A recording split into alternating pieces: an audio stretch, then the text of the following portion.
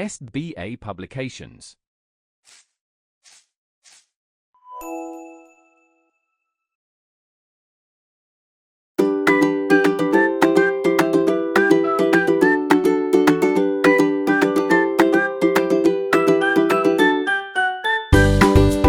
नमस्कार प्यारे बच्चों, कैसे हैं आप सभी लोग। उम्मीद करती हूँ आप सभी लोग अपने अपने स्थान पे स्वस्थ होंगे।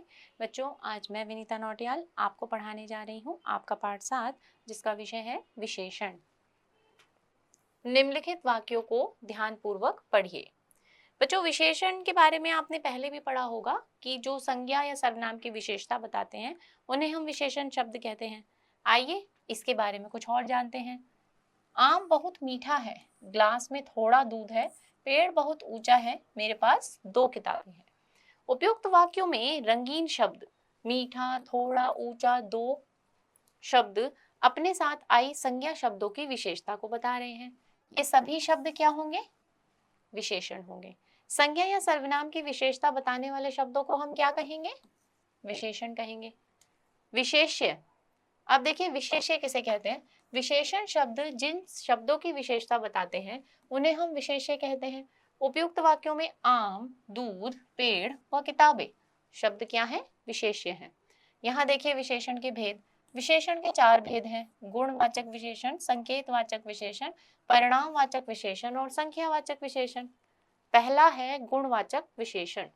जिन विशेषण शब्दों से संज्ञा या सर्वनाम के रंग, रूप, गुण, दोष, आकार, काल, स्थान आदि का बोध हो रहा हो उन्हें हम गुणवाचक विशेषण कहते हैं।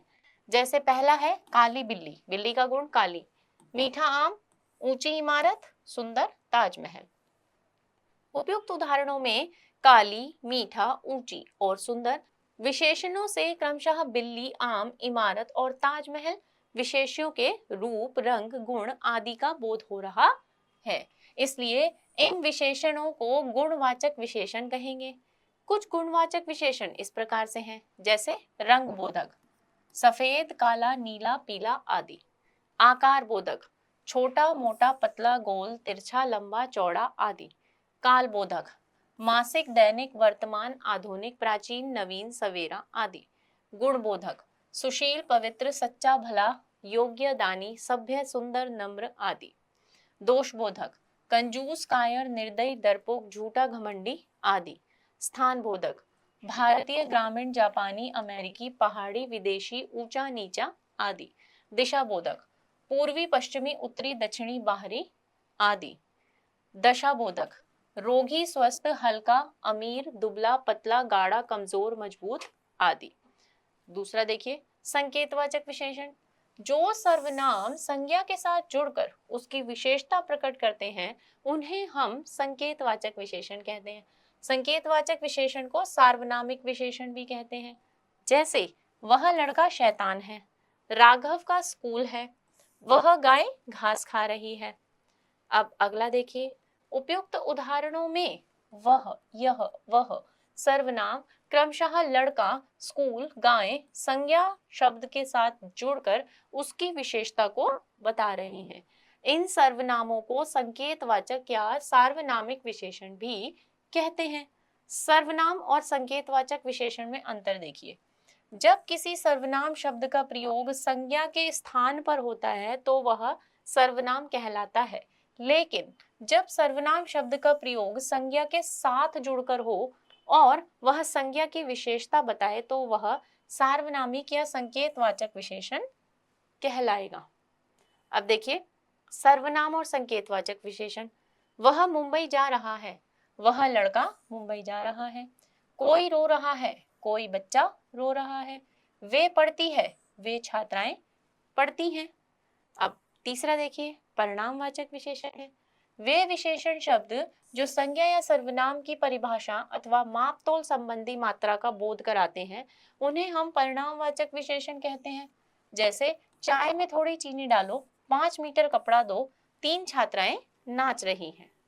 अगला देखिए अब उपयुक्त उदाहरणों में 5 मीटर, थोड़ी और 3 विशेषण क्रमशः चीनी, कपड़ा और छात्राएं और दाल की परिणाम अथवा माप संबंधी विशेषता को प्रकट कर रहे हैं।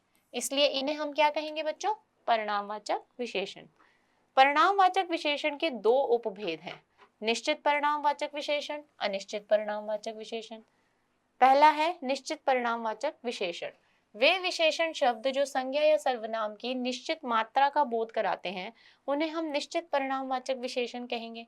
जैसे 2 लीटर तेल, 4 मीटर कपड़ा और 10 किलो चीनी। अगला देखिए, अनिश्चित परिणामवाचक विशेषण। वे विशेषण शब्द जो संज्ञा या सर्वनाम की निश्चित मात्रा का बोध नहीं कराते हैं उन्हें हम अनिश्चित परिणामवाचक विशेषण कहते हैं। जैसे कुछ फल लाओ, थोड़ा शहद दो, लोटा भरकर जल लाओ। चौथा, संख्यावाचक विशेषण। जो विशेषण शब्द संज्ञा या सर्वनाम की संख्या का बोध कराते हैं उन्हें हम संख्यावाचक विशेषण कहते हैं। जैसे सभा में कुछ लोग हैं, 5 पपीते रखे हैं, 4 विद्यार्थी जाते हैं। अब देखिए, उपयुक्त उदाहरणों में कुछ, 5 और 4 विशेषण क्रमशः लोग, पपीते और विद्यार्थी विशेष्य की गणना संबंधी विशेषता प्रकट कर रहे हैं। इन्हें संख्यावाचक विशेषण कहते हैं। अब अगला देखिए, संख्यावाचक विशेषण के दो भेद होते हैं, निश्चित संख्यावाचक विशेषण और अनिश्चित संख्यावाचक विशेषण। पहला है निश्चित संख्यावाचक विशेषण। वे विशेषण शब्द जो संज्ञा सर्वनाम की निश्चित संख्या का बोध कराते हैं उन्हें हम निश्चित संख्यावाचक विशेषण कहते हैं। जैसे उसके पास 2 गायें हैं, तनय 8 साल का है। निश्चित संख्यावाचक विशेषण 6 प्रकार के होते हैं। कौन कौन से?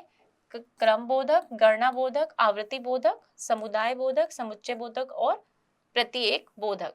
पहला देखिए, क्रम बोधक मतलब पहला, दूसरा, तीसरा, चौथा, पांचवा, 100वां आदि। गणना बोधक मतलब 2, 4, 5, 8, 10 आदि।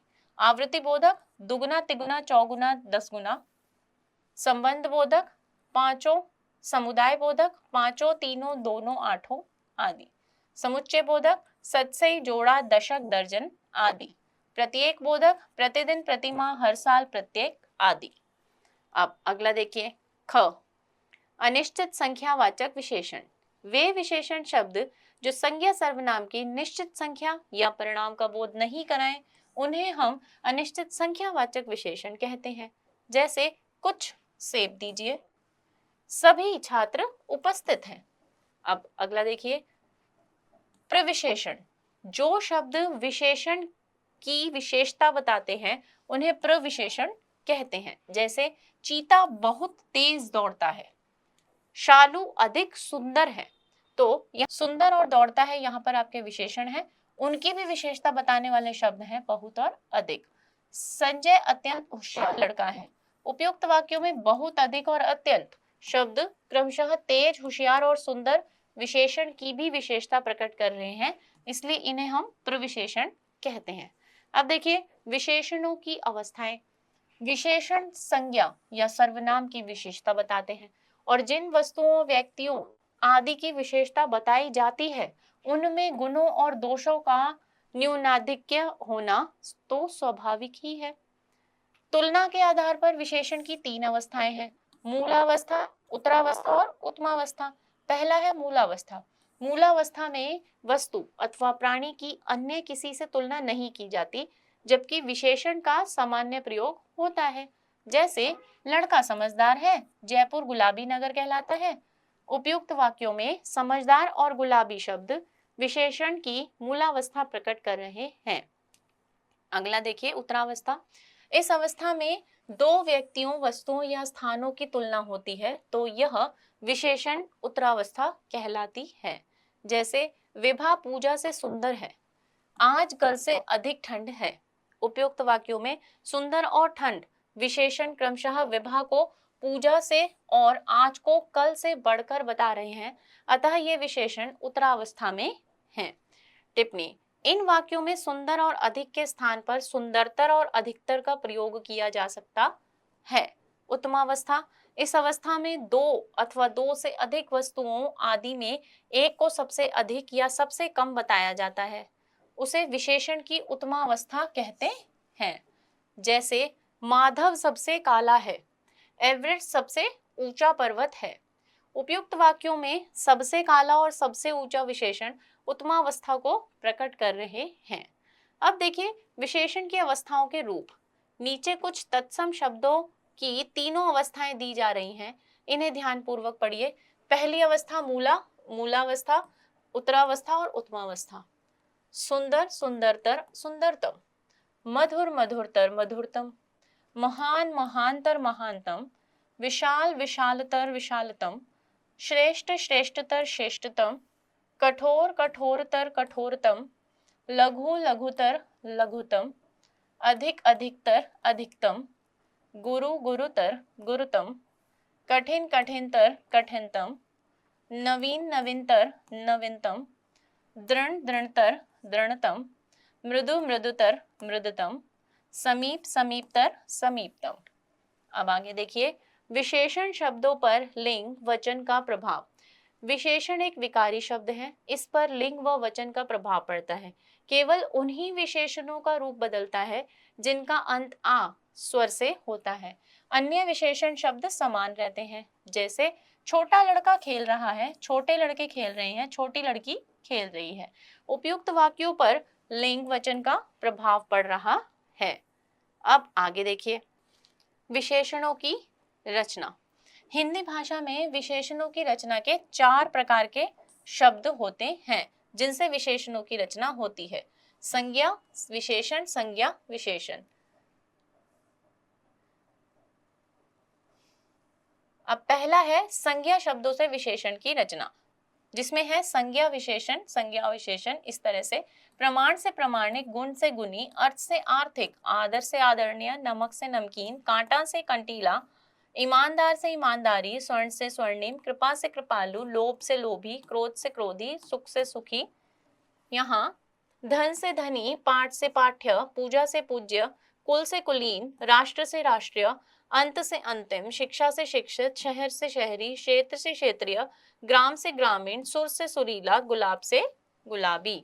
अब आगे देखिए दूसरा है सर्वनाम शब्दों से विशेषण की रचना। यहाँ सर्वनाम शब्द है तुम, विशेषण तुम सा। कौन, कैसा, मैं, मुझसा, मेरा, यह ऐसा, जो जैसा, वह वैसा, आप, आपसा, आपसी। अब देखिए क्रिया शब्दों से विशेषण की रचना।